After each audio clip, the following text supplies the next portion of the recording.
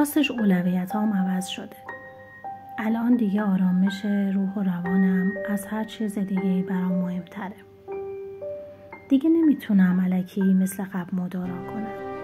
هیچی نگم و هیچ عکس العملی نشون ندم. یا بگم بخیال هر کی هر کاری خاص بکنه و من بمونم. الان اگه ذره‌ای حس کنم جایی داره بهم آسیب میزنه اونجا رو ترک میکنم.